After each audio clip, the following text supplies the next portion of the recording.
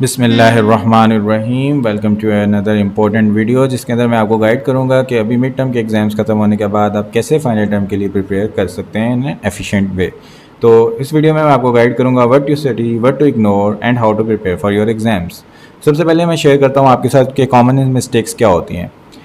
Common mistakes में सबसे पहले ये होता है कि हम जब मिड टर्म के एग्ज़ाम अपने फ़िनिश करते हैं तो फ़िनिश करने के बाद हम कहते हैं कि बहुत मुश्किल से एग्ज़ाम दिए, काफ़ी ज़्यादा पढ़ाई की, अब थोड़ा रेस्ट कर लेते हैं। और रेस्ट करते करते करते करते 1 वीक 2 वीक्स गुजर जाते हैं और हम स्टडी स्टार्ट ही नहीं करते। जबकि अगर देखा जाए तो हमारे पास मिड टर्म जब स्टार्ट हुए तो approximately mid term started from 1 जून और जो हमारा सेमेस्टर स्टार्ट हुआ था दैट स्टार्टेड फ्रॉम 6 अप्रैल। तो हमारे पास अबाउट 2 मंथ्स थे मिड टर्म के लिए, बट 18 लेक्चर्स थे एवरेज तमाम सब्जेक्ट्स के। और मिड टर्म की जो वेटेज थी वो हमारे पास थी 30%, जबकि जो फाइनल टर्म होता है उसकी वेटेज 60% होती है। और हमारे पास जो अप्रॉक्सीमेटली टाइम अगर आज से देखा जाए तो that is 1.5 month and 27 lectures पर सब्जेक्ट। अगर 45 में से आप 18 माइनस करते हैं तो 27 हमारे पास लेक्चर्स बचते हैं। तो it is not a good strategy कि आप हफ्ता रेस्ट करने लग जाए मिड टर्म के बाद। हाँ, मैं ये कहता हूँ कि मिड टर्म पर अगर आपने कम फोकस किया है तो फिर भी ठीक चलेगा, लेकिन फाइनल टर्म पर आप कम फोकस नहीं कर सकते because final term has 60% weightage.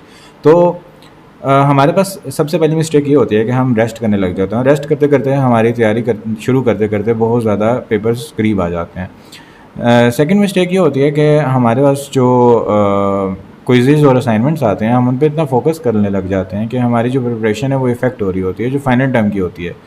मतलब हम अपने आप को इतना प्रो समझते हैं कि वी आर सो इंटेलिजेंट, हम क्विज़ेस और असाइनमेंट्स खुद सॉल्व करने लग जाते हैं। तो आजकल एआई के ज़माने में आई वुड रिकमेंड कि जब आपके पास जो क्विज़ेस और असाइनमेंट्स हैं उसमें आप एआई से हेल्प लें। इसके लिए भी मैंने लास्ट वीडियो में टिप्स एंड ट्रिक्स शेयर किए थे कि कैसे आप एआई से हेल्प लें, कितनी लिमिट में रहकर आपने एआई को यूज़ करना है कि आप रिज़म फ्री टास्क अटैम्प्ट करें, क्विज़ आपके बिल्कुल सही अटैम्प्ट हों और असाइनमेंट्स आपकी 0 मार्क्स की तरफ ना जाएँ, ह्यूमनाइज्ड आपकी असाइनमेंट हों, एआई फ्री असाइनमेंट्स हों। तो ये टिप्स मैंने आपके साथ शेयर की थी अपनी पिछली जो वीडियो मैंने बनाई थी मिड टर्म की प्रिपरेशन के लिए। तो थर्ड मिस्टेक हमारे पास ये होती है कि हम पूरी लेंथी वीडियोस व्यू की देखना शुरू हो जाते हैं। और व्यू की वीडियोस देखते देखते हमारे पास क्या होता है कि ज़ाहिर बात है अब वी आर वर्चुअल स्टूडेंट्स, तो हम फिज़िकल यूनिवर्सिटी में तो हैं नहीं कि जहाँ पर हमारे पास फ्रेंड्स होते हैं, एक फ़िज़िकल एनवायरनमेंट होता है, टीचर आगे लेक्चर देते हैं, थोड़ी देर हम किसी से बात कर लेते हैं, कुछ नज़र आ जाता है, फ्रेश एयर होती है और ब्रेक में हम बाहर चले जाते हैं, वॉक कर लेते हैं, कैफेटेरिया चले जाते हैं। तो इस तरह का तो एनवायरनमेंट नहीं है, हमने ऑनलाइन स्टडी करना है। अब ऑनलाइन अगर हम लेक्चर्स वीडियो रिकॉर्डेड देखना शुरू कर दें इतने लेंथी जो कि रिकॉर्ड हुए हैं 15-16 ईयर्स अगो, तो हम कुछ लेक्चर्स तो देखेंगे स्टार्ट में, लेकिन क्या होगा कि थोड़े देर बाद हमारा माइंड बर्नआउट शुरू हो जाएगा या फिर हमारा इंटरेस्ट लूज़ हो जाएगा। So I don't recommend you guys to watch whole lectures. हाँ, अगर मैंने बताया था कि अगर आपके पास हैंडआउट्स बहुत ज़्यादा लेंथी हैं, मतलब 22 पेजेस के हैंडआउट्स हैं, तो फिर आप 1 आवर की वीडियो लेक्चर देख सकते हैं। लेकिन अगर आपके हैंडआउट ही जस्ट 2-3 पेजेस का एक लेक्चर है या 10 पेजेस तक भी एक लेक्चर है, तो अगर आप देखेंगे भी वीडियो तो उसमें यही होगा कि फ़र्स्ट 10-15 मिनट्स में पिछला लेक्चर रिवाइज़ किया जा रहा होगा, लास्ट 5-10 मिनट्स में आने वाले लेक्चर के बारे में बात की जा रही होगी या करंट लेक्चर को समरी किया जा रहा होगा, और बीच का जो पार्ट होगा उसमें लेक्चर्स के बारे में बताया जाएगा और उसमें भी आपको पता नहीं चलेगा कि आपने किस तरह से फोकस करना है।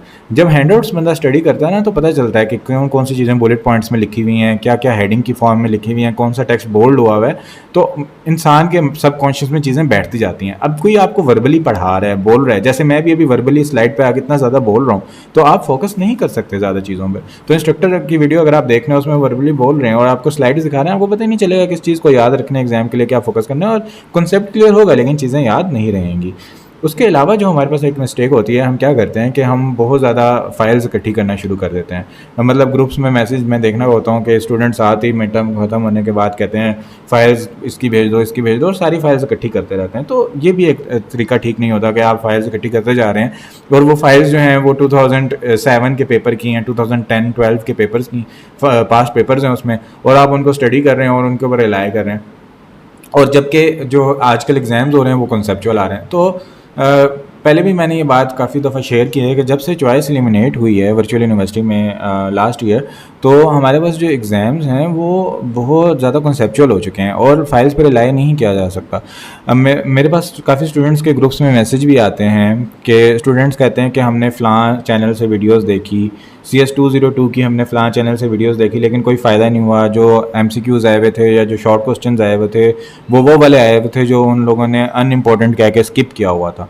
तो मतलब we can not rely on those YouTube videos, क्योंकि जो हम यूट्यूब वीडियोज़ रिकॉर्ड कर रहे होते हैं वो खुद स्टूडेंट्स होते हैं, और स्टूडेंट को जो चीज़ खुद आती है वो आगे प्रेजेंट कर देते हैं। और यूट्यूबर जो होते हैं वो बेसिकली कोई प्रॉपर इंस्ट्रक्टर नहीं होते, वो आपको गाइड कर रहे होते हैं या अपना चैनल एक साइड इनकम के तौर पर चला रहे होते हैं। तो वो आपको सिर्फ वो चीज़ पढ़ा सकते हैं जो उनको खुद आती है, वो कोई प्रोफेशनल्स नहीं होते। हाँ, कोई ऐसा यूट्यूब चैनल है जिसके ऊपर कोई प्रोफेशनल आपको पढ़ा रहा है, कोई ऐसा इंस्ट्रक्टर आपको पढ़ा रहा है जो सारी चीज़ें कवर कर रहा है, चीज़ों को स्किप नहीं कर रहा, ये कह के कि इसको स्किप कर दें, ये एग्ज़ाम के लिए इंपॉर्टेंट नहीं है, तो फिर आप देख सकते हैं। हाँ, और अगर आपने पास भी करना है, आप एक जॉब होल्डर हैं, आपके पास पढ़ाई का टाइम नहीं है, फिर भी आप वो वीडियो देख सकते हैं जिसके अंदर चीज़ें स्किप की जा रही हैं कि ये एग्ज़ाम के लिए इंपॉर्टेंट नहीं है, इसको स्किप कर दें। लेकिन अगर आप एक अच्छा ग्रेड स्कोर करना चाहते हैं तो आप चीज़ें स्किप नहीं कर सकते, क्योंकि कुछ पता नहीं चलता।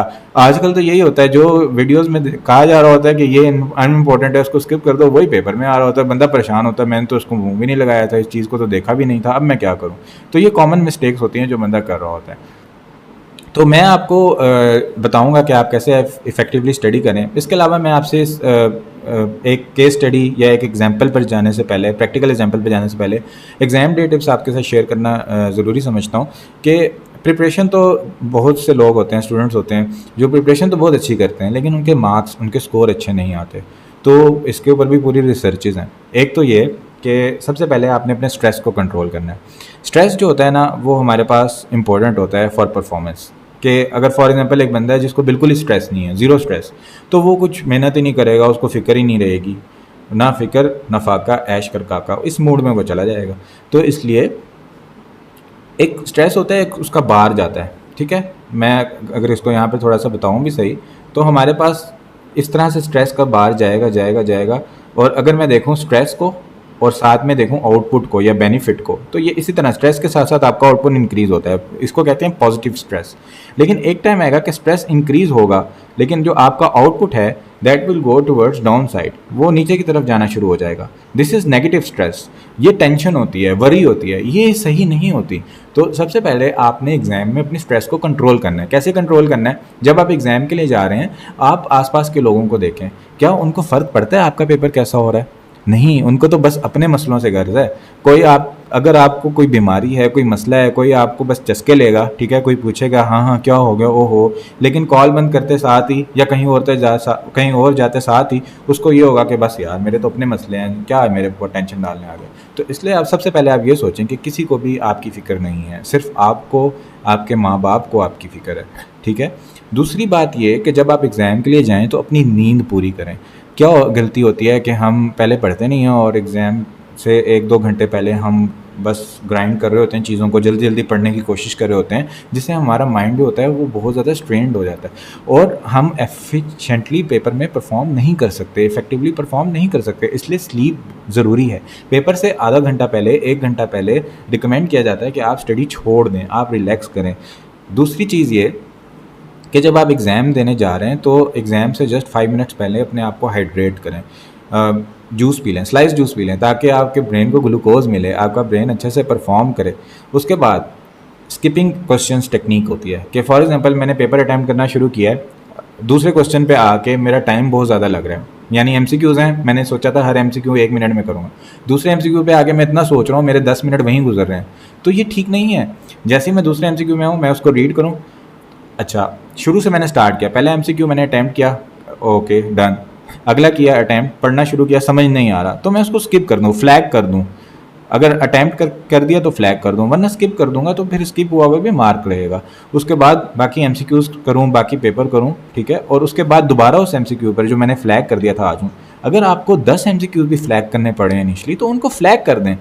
उन 10 नंबरों की वजह से अपने 30-40 मार्क्स को ख़राब ना करें। क्या गलती होती है कि बंदा ना एक MCQ पर या एक शॉर्ट क्वेश्चन पर इतना टाइम लगा देता है कि बाकी पेपर उसको आता होता है, ये नहीं है कि बाकी पेपर उसको नहीं आता, उसको आता है, लेकिन वो अटैम्प्ट ही नहीं कर पाता, या अटैम्प्ट कर भी लेता है तो फोकस के साथ टाइम देखते हुए अटैम्प्ट नहीं कर सकता, वो जल्दी जल्दी उसको अटैम्प्ट करना पड़ता है और वो चीज़ें गलत हो रही होती हैं। मतलब आपको कोई विजुअल इंटरप्रिटेशन ऑब्जर्व आप ख़राब कर लेते हैं, और ऑब्जर्वेशन आपकी ऐसे हो जाती है कि 2x लिखा था आपने 2x² पढ़ लिया, 3x लिखा था आपने 3y पढ़ लिया। तो इस तरह की गलतियां हो जाती हैं फिर जब आपके पास कम टाइम होता है। तो इसलिए स्किप द क्वेश्चंस, पहले सारा पेपर अटैम्प्ट करें, क्वेश्चंस को फ्लैग करें, वापस आएँ उस क्वेश्चन को फिर अटैम्प्ट करें, फिर भी दोबारा भी जब फ्लैग क्वेश्चंस को भी अटैम्प्ट करें, अगेन फॉलो दैट स्ट्रेटजी। फिर भी अगर किसी क्वेश्चन पर ज़्यादा टाइम लग रहा है तो पहले उसको करें जिस पर कम टाइम लग रहा है, ज़्यादा से ज़्यादा पेपर अटैम्प्ट करें और अच्छा अटैम्प्ट करें। अच्छा, पेपर अटैम्प्ट करने के बाद भी जब शॉर्ट क्वेश्चन लॉन्ग क्वेश्चन लिखते हैं तो कुछ स्टूडेंट्स क्या गलती करते हैं, लंबी लंबी कहानियाँ लिखना शुरू कर देते हैं कि हम ज़्यादा से ज़्यादा लिखेंगे ज़्यादा नंबर मिलेगा। ऐसे नहीं, क्वेश्चन को रीड करें, क्वेश्चन में क्या पूछा जा रहा है। ये एफएससी लेवल पे, मैट्रिक लेवल पर इनकरेज किया जाता था कि आप साइड पे मार्जिन अच्छे से हाशिए बनाएं, फूल बूटे बनाएं, जब लंबा लंबा करके लिखें, मार्कर से हेडिंग बनाएं। ये वो यूनिवर्सिटी लेवल पर, प्रोफेशनल लेवल पर ये चीज़ें रिकमेंड नहीं की जाती। यूनिवर्सिटी लेवल पर क्या रिकमेंड किया जाता है कि क्वेश्चन को किसने कितना अच्छा कंप्रीहेंड किया है। अगर किसी से कोई चीज बात पूछी जाए तो वो कितना टू द पॉइंट आंसर देगा, ये चीज़ें रिकमेंड की जाती हैं। तो आप क्वेश्चन को पढ़ें, उसमें लिखा क्या हुआ है, पूछा क्या गया है, उस चीज़ को टू द पॉइंट बताएं। टू द पॉइंट बताने के बाद अगर आपने 4-5 लाइंस का आंसर लिखा है तो उसके अंदर आपको जो लगता है ना कि जैसे फॉर एग्जाम्पल मैंने एक क्वेश्चन पूछा हुआ था, मैंने उसका एक कंप्लीट आंसर लिख दिया जो कि 2-3 लाइनों का था, तो उसके अंदर 3-4 ऐसे वर्ड्स होंगे जिनको मैं बोल्ड करूंगा, जो मेन क्रक्स होंगे उस आंसर का। कि अगर फॉर एग्जांपल एक क्वेश्चन पेपर हम सॉल्व किया है मैंने और एक एग्जामिनर उसको चेक कर रहा है, तो एग्जामिनर को बस 5 सेकंड में ही पता चल जाए कि यार इस बंदे ने क्या सही लिखा हुआ है या नहीं। वो मैंने जो टेक्स्ट बोल्ड किया होगा ना, 3-4 वर्ड बोल्ड किए होंगे, उसको नज़र आ जाएंगे कि हाँ यार इसको कॉन्सेप्ट आता है, बुक के वर्ड्स इसने लिखे हुए हैं, कुछ कीवर्ड्स इसने लिखे हुए हैं, उनको वो जल्दी से देखेगा और जल्दी से आपको अच्छा मार्क कर देगा, क्योंकि वो इतने ज़्यादा डिटेल्ड चेकिंग करते भी नहीं है कि सब लोगों के डिटेल में क्वेश्चंस के आंसर्स पढ़ें और देखें इन्होंने क्या लिखा हुआ है। तो इसलिए बोल्ड कर दें, टू द पॉइंट बातें लिखें। और उसके अलावा रट्टा नहीं लगाएं चीज़ों का, रट्टा लगाएंगे भूल जाएगा। और ओवर लर्निंग नहीं करनी होती, चीज़ों को अनलर्न करना होता है। हम क्या गलती करते हैं, बहुत ज़्यादा पढ़ते रहते हैं, डिटेल में चीज़ें याद करते रहते हैं और एंड पे आके कुछ भी याद नहीं रहता। इसलिए आपने देखना होता है कि एग्जाम ओरिएंटेड स्टडी कैसे करनी है। तो ये बेसिकली वर्बल बातें थी जो मैंने की थी। अभी मैं एक एग्जाम्पल से आपको ये तमाम बातें समझाने की कोशिश करता हूँ। तो फॉर एग्जाम्पल मेरे पास अभी एक सब्जेक्ट है, ठीक है, इसकी स्लाइड्स हैं, ठीक है। इसके बाद मैं कोई ऐसे सब्जेक्ट भी कवर करूंगा जिसके हैंडआउट्स होंगे। अब इसकी स्लाइड्स थी, ठीक है, ये मिड टर्म का एक सब्जेक्ट था, CS 621 parallel and distributed computing. अब अगर मैं देखूं तो YouTube पर मैं अब रिलाई करूं कि मैं किसी यूट्यूबर की वीडियोस देखना शुरू कर दूं, ठीक है, वो बताएगा अच्छा गोल ऑफ पार्टीशनिंग क्या होती है, ये वो जो आसान सी बात होगी ना आपने गौर करना है, वो उसको लंबा कर करके बता रहा होगा क्योंकि वो उसको आती होगी, वो कंफर्टेबल होगा, वॉच टाइम इंक्रीज कर रहा होगा। और जो चीज़ उसको नहीं आती होगी, फॉर एग्जाम्पल इधर आया अच्छा डील विद डिस्ट्रीब्यूशन ऑफ, अच्छा इसको आप स्किप कर दें, ये इंपॉर्टेंट नहीं है एग्जाम के लिए। For parallel system the computation, हाँ इसको स्किप कर दें, ये इंपॉर्टेंट नहीं है। For homogeneous parallel system, heterogeneous होते हैं। अब एक वर्ड आया ना, ये होते हैं डिफरेंट सिस्टम्स। जैसे मैं आपको बताता हूँ लाइफ में क्या होता है कि हमारे पास एक सेम तरह की चीज़ें होती हैं, आप कहीं जाते हैं वहाँ पर एक ही तरह कलर की चीज़ें पड़ी होती हैं, एक ही साइज़ की चीज़ें पड़ी होती हैं, एक ही किस्म की ढेर सारी अशिया होती हैं, फिर हम उनको देखते हैं, फिर अगर वो एक तरह की ना हो, अगर आपको डिफरेंट तरह की नज़र आ जाए तो वो डिफरेंट हो जाएंगी, फिर वो हेट्रोजीन, मतलब जो कॉन्सेप्ट उसको आता होगा उसको लंबा कर करके बता रहे होंगे because they want to increase the watch time, या अपनी वीडियोज़ रिकॉर्ड करना चाहते हैं, I don't know what they want. लेकिन मैं आपको सिर्फ रियलिटी चेक दे रहा हूँ, ठीक है, ये नहीं कि मैं किसी को डिग्रेड कर रहा हूँ। रियलिटी चेक देना ज़रूरी है, मैं बिकॉज आई वांट कि मेरे चैनल पर जो भी बंदा आ रहा है उसको मैं सही से गाइड करूँ। Even I am not an capable instructor, ठीक है, not an instructor who is capable enough, तो मैं भी कोई क्वालिफाइड नहीं हूँ। आप मेरी वीडियोस पे भी रिलाई नहीं कर सकते। जब भी आपके वीडियोस देखें आप हैंडआउट्स को एक बार गो थ्रू लाजमी करें, ठीक है।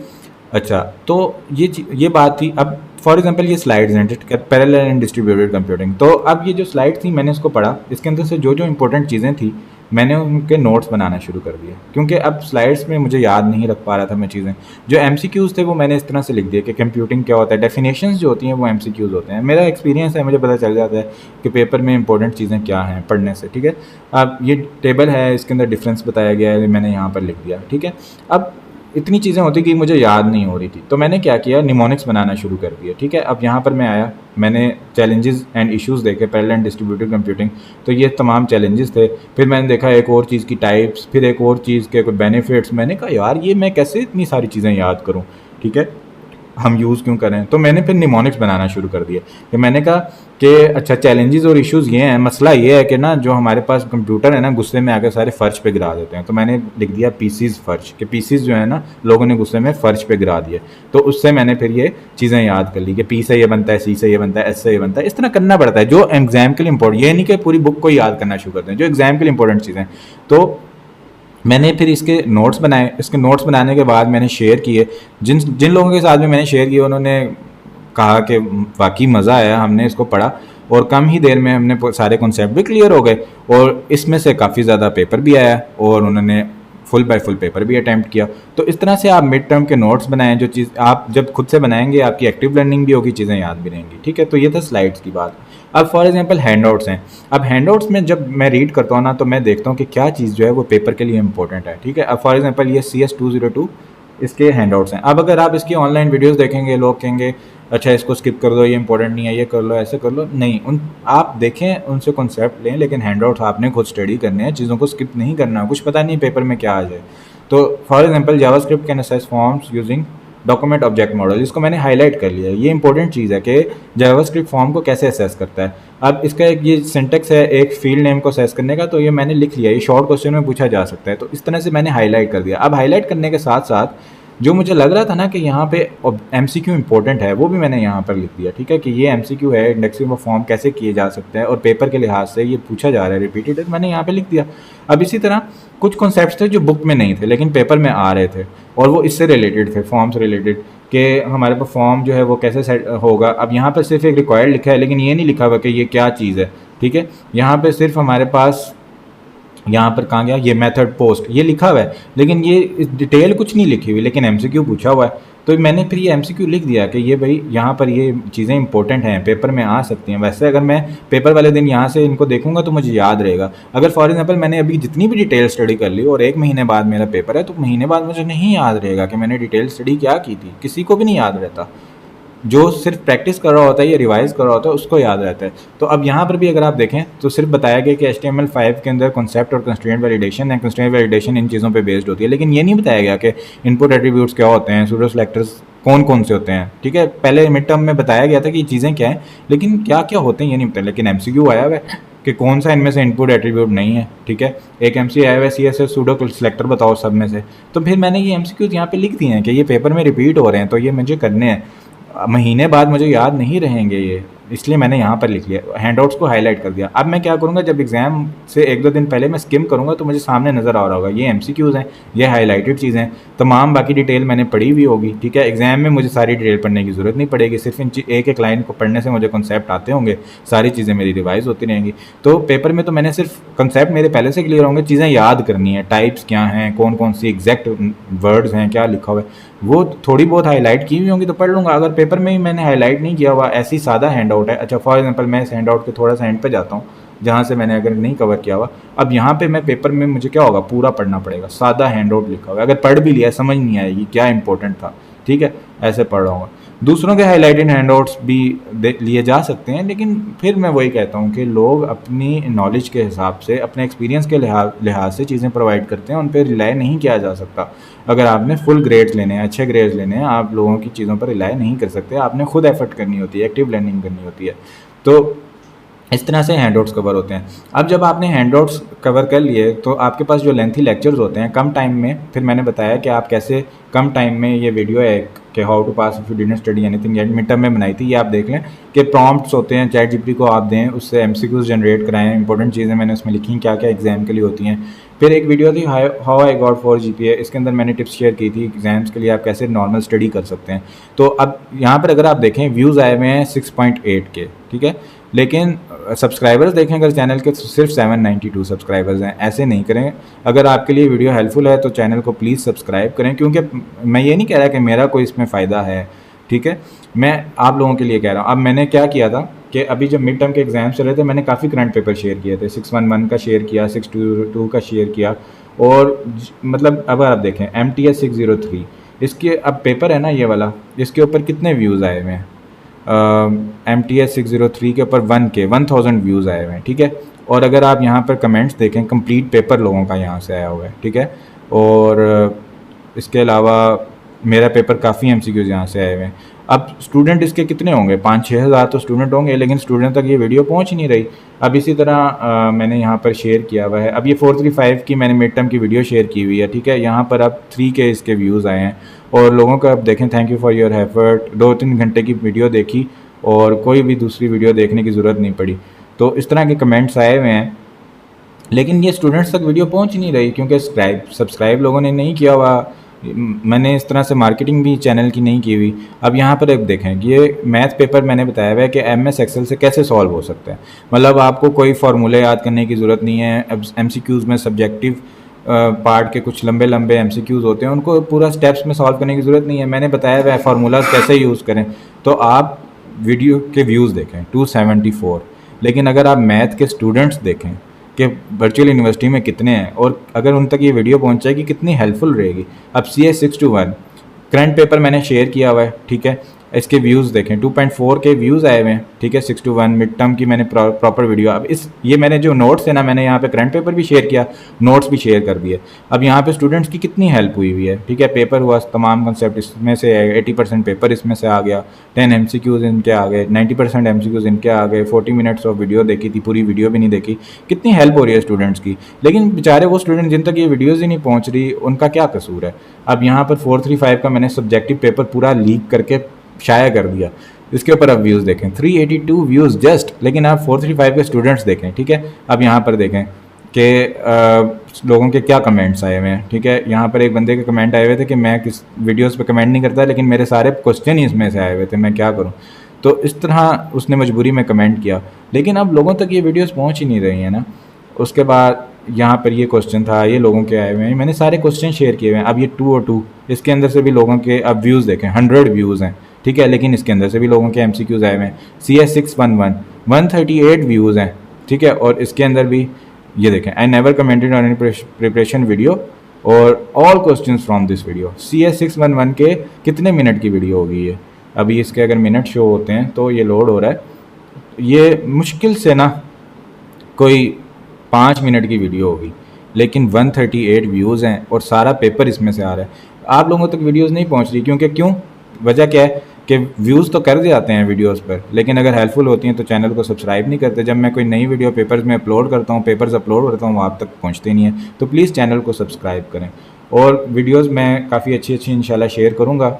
अगर आप सब्सक्राइब करेंगे तो आप तक पहुँचती भी रहेंगी। अगर ये वीडियो आपके लिए हेल्पफुल है तो अपने फ्रेंड्स से शेयर करें, कमेंट में लाजमी बताइएगा। सॉरी अगर मैंने एंड पर आप लोगों को बहुत ज़्यादा मार्केटिंग कर दी है चैनल की, लेकिन मैं literally I am a job holder और मुझे ज़रूरत नहीं है यूट्यूब से अर्निंग की या कोई सब्सक्राइबर्स की। मैं आप स्टूडेंट्स के लिए ही हेल्प कर रहा हूँ। अब CS 604 मेरा सब्जेक्ट मैं पढ़ चुका हूँ, लेकिन मैं उसकी वीडियोस क्यों रिकॉर्ड कर रहा हूँ, मुझे क्या पड़ी है उसकी वीडियोस रिकॉर्ड करने की।